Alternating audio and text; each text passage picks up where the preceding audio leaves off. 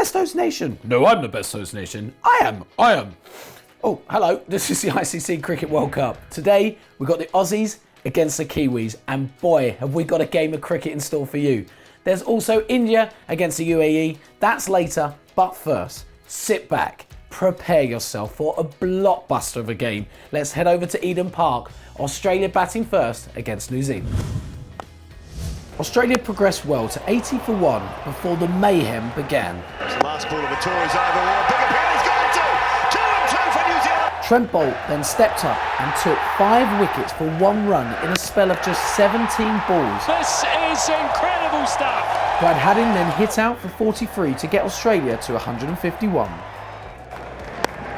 This time he should be out. It's all over.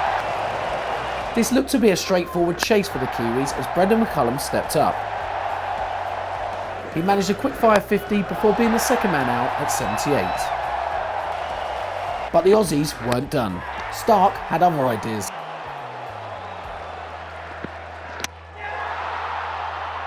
Kane Williamson finally got them over the line in style with a 6 to end a truly incredible contest. That really was extra special, wasn't it? And over on Twitter, South Africa's Faf du Plessis said, a serious game of cricket. Couldn't have put it better myself. Aussie legend Shane Warne got in on the action as well, saying, what a finish here in New Zealand. Loved the fighting spirit from all the Australia team. Wow, what a game. It certainly was. They battled right to the end as well. England bowler Stuart Broad put it nicely as well when he stated, high-scoring games are fun to watch, but low-scoring games get the nerves going. Well done, New Zealand. And some of our viewers got involved as well. At @Joe_Sep said, wow, thunderbolts from the Kiwis. Very, very good, referring to Kiwi bowler Trent Boult, who blasted through the Aussie middle order. And over on Facebook, viewer Bruce said, this is why we like cricket. Let's see how Pool A looks after that game. We've got New Zealand still on top. 4 out of 4 for them. Australia into the top 4, of course. Remember, they did get that rained off game against Bangladesh, but I expect them to rise up the table. And Scotland at the bottom, still searching for their first win. Right, India were also in action today. The World Cup holders facing one of the tournament underdogs, the UAE, over in Perth.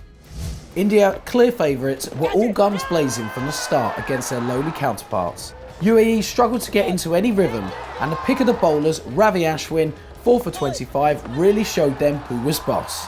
A total of 102 was never going to be good enough to win. Beautifully bowled by Ashwin. India lost just 1 wicket as they raced to their target in 18.5 overs. Rohit Sharma hits a half-century. Cut away for a boundary, and that'll bring up Rohit Sharma's 50. He and Kohli saw India home to take them to another convincing win. He's used his feet, dancing down the wicket and punishing it down the ground for 4. What could have been a potential banana skin there for India turned out to be a comfortable win, and that leaves them sitting pretty on the top of Pool B with 3 wins out of 3. At the bottom of the table we've got Pakistan, but they have only played 2 games and there's still plenty of time left to claw themselves up the table. Now tomorrow we've got England against Sri Lanka in Pool A, and former England spinner Graham Swan saw Sri Lanka's last game and was very, very impressed with what he saw. England have their work cut out against Sri Lanka this weekend. However, England are on the mend. They beat Scotland well, and even though it didn't appease all the complainers back at home, I think England are just going to get better as this tournament goes on, and I'm expecting them to beat Sri Lanka. But what they do need to do is get rid of Dilshan, Sangakkara and Jayawardene fairly sharpish. I think when the quarterfinals come round, the only upset, so to speak, I think will be Ireland. I think they might get through to the quarters. The semi-finals will probably be the big 4, as in New Zealand, Australia, South Africa, England. The final will be Australia-England, and England will win by 150 runs. I sense a little bit of sarcasm there from Swanee. Well, that's England against Sri Lanka. We'll see that game tomorrow. Plus, we've got highlights from Pakistan against Zimbabwe. So bring your shopping trolleys because you'll be overloaded with World Cup action. We'll see you then.